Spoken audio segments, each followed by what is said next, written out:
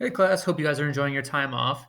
The next skills that we are going to review are independent and dependent clauses. So I'm going to read through these notes here that I've also provided to you about independent and dependent clauses, and I'm going to highlight some things that I want you guys to consider. So an independent clause is a group of words that has a subject, it has a verb, and is a complete thought. All right. So that means when we look at a sentence, we need to make sure it has a verb, a subject, and a complete thought. A complete thought meaning it stands on its own. Nothing left needs to be answered from the sentence that we just read. So when is an independent clause not an independent clause? At times, clauses are incomplete because they are fragments or are missing connections/relationships between words or groups of words that create an incomplete thought. Below is an explanation of what a fragment is and what missing connections/relationships mean. So sometimes we might see a fragment, which is a group of words that is missing either a subject or a verb, which creates an incomplete thought. Okay, so a sentence fragment is a group of words that lacks a subject, a predicate, or both. A fragment does not express a complete thought. So here are some examples. Aisha, the hardworking student. Okay, so this is a fragment because there is no verb. We don't know what Aisha is going to do. Is running to the store. This is a fragment because it's missing a subject. We don't know who or what is running to the store. The big yellow school bus. Okay, so this is a fragment because the big yellow school bus is not expressing any verbs. So oftentimes, when we're trying to figure out whether or not a clause is independent and can stand on its own, one thing we can look for is to make sure it has a verb and a subject. That is a good first step to ensure we are properly identifying independent clauses.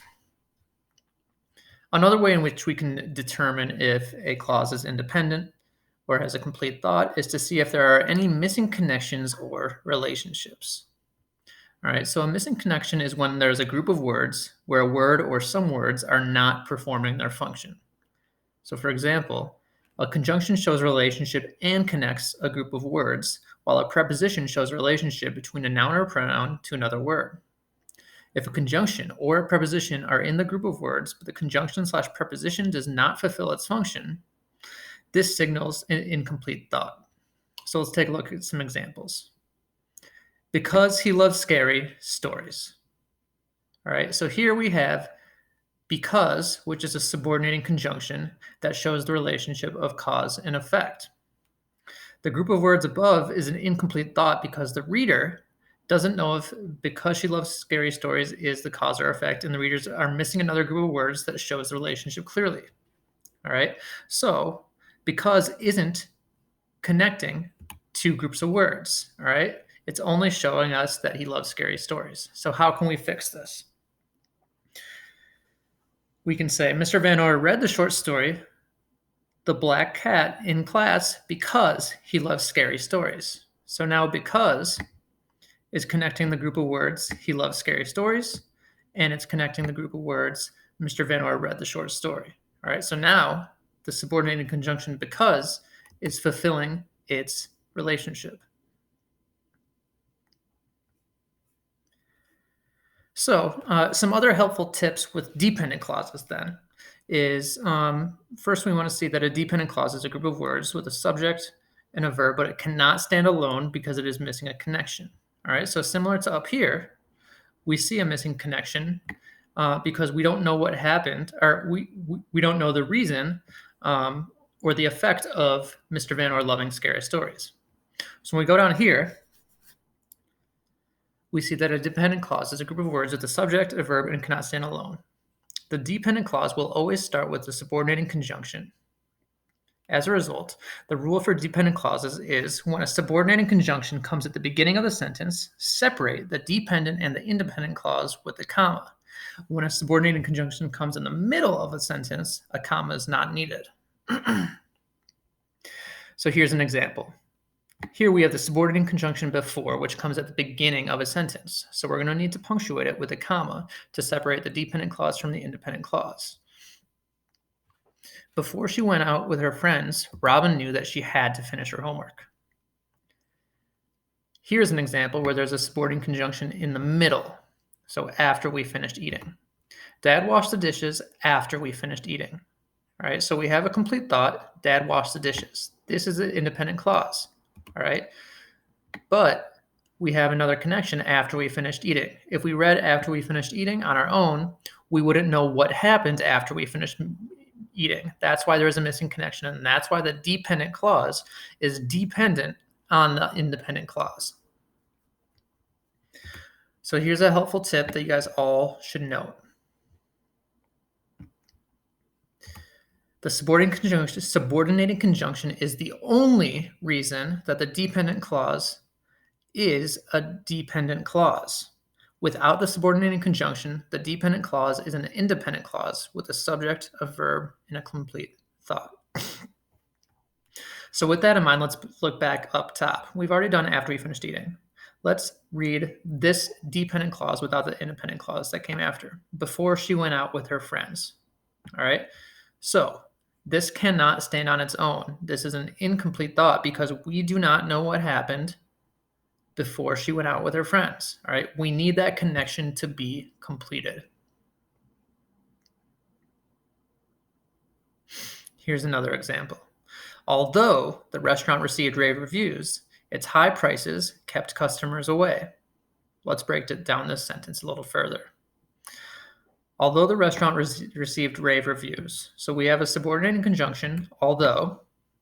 We have a verb, received, and a subject, restaurant. All right. The subordinating conjunction, although, automatically creates a dependent clause. All right. And the missing connection that's created is, although the restaurant received rave reviews, so we know a contrast is coming. Okay. Because even if a restaurant receives rave reviews, there might be something else wrong going on with it. Let's see the completed sentence. Its high prices kept customers away. All right, so here we have a verb, kept, a subject, prices, and it's a complete thought because this stands on its own compared to the first dependent clause that we have.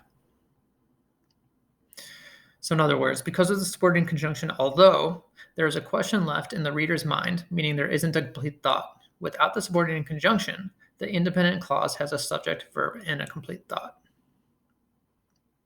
Again, the subordinating conjunction is the reason that the dependent clause needs to be connected to an independent clause and cannot stand alone. So to help you guys out, here's a subordinating conjunctions chart with their relationship. So we have after, which communicates the relationship of a period of time. As communicates or indicates that something happens during a time. Although tells us even though or in spite of the fact. While tells us during the time. Whereas tells us a contrast. Wherever tells us in every case when. Whenever tells us at whatever time. Unless tells us except if. Until tells us up to the point. Because shows us for the reason. Before tells us a time period that came before. If introduces a conditional clause. If only is used to express a wish.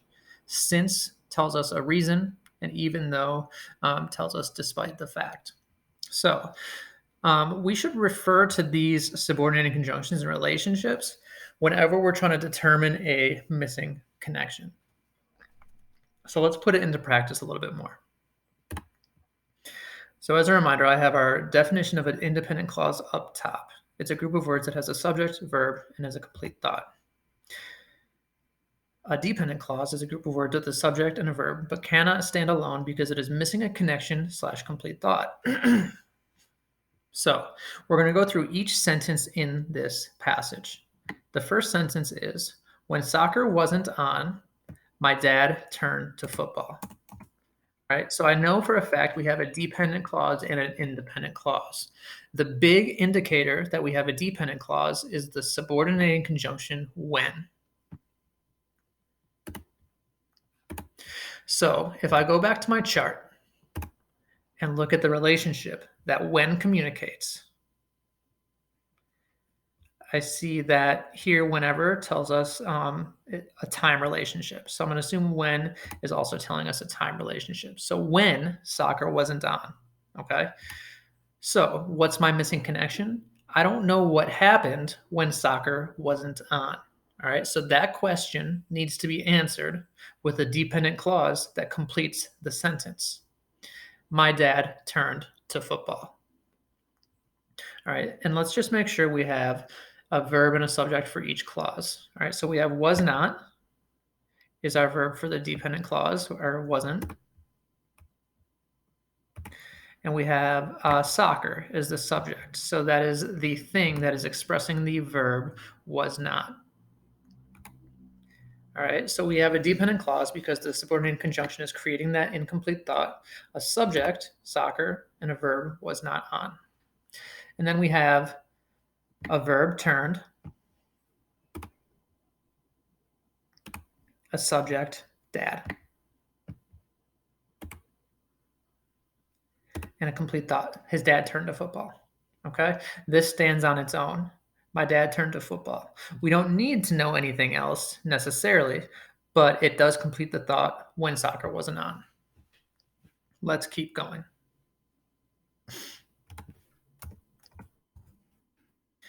Next sentence we have is 1 week during an Eagle game when, so here we have another subordinated conjunction, when. All right. 1 week during an Eagles game when Senor Rivera cheered Donovan McNabb on. My dad wrote him saying, Arturo, it's no use. Okay, so we have a dependent clause when Senora Rivera cheered Donovan McNabb on. Our verb is cheered.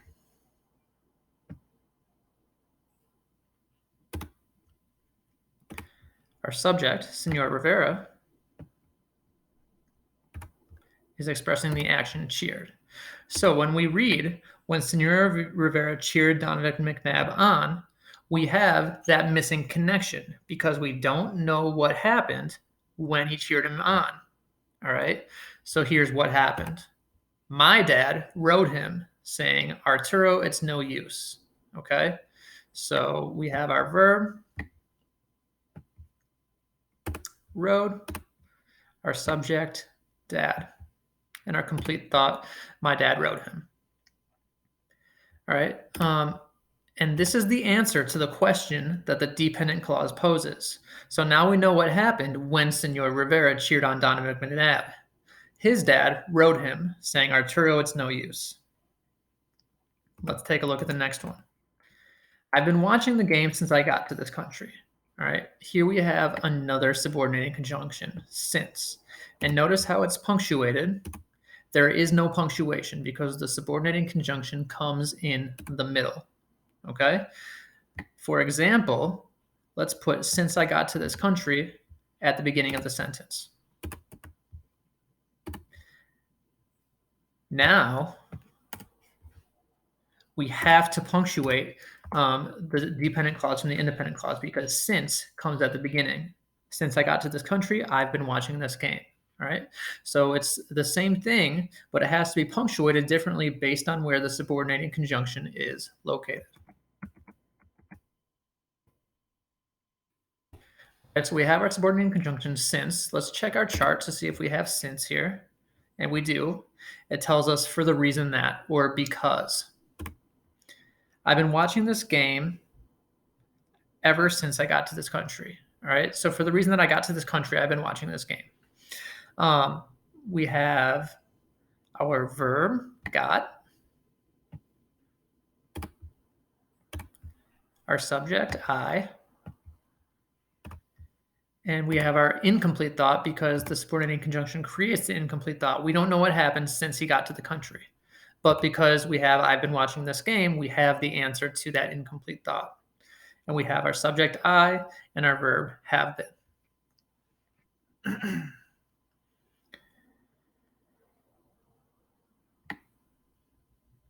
Okay, we'll do one more. Here we have, even though I'm not sure Senor Rivera understood him, he was nice enough to laugh. All right, so we have our subordinating conjunction, even though. And since that comes at the beginning, the comma needs to separate the dependent clause from the independent clause. But let's figure out the missing connection. So even though, I'm not sure Senor Rivera understood him. All right, let's see if we have even though on our chart. We do.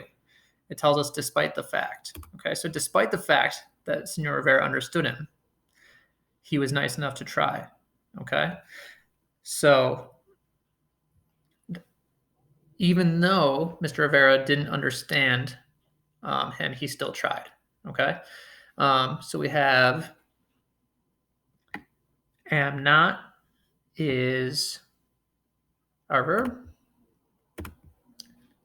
I is our subject. And then our verb of the dependent clause, we have was. And our subject, he. Okay, he was nice enough to laugh. All right, so here we have our verb, our subject, and our complete thought. All right, so I want you to keep these in mind as we go through our independent and dependent clause practice.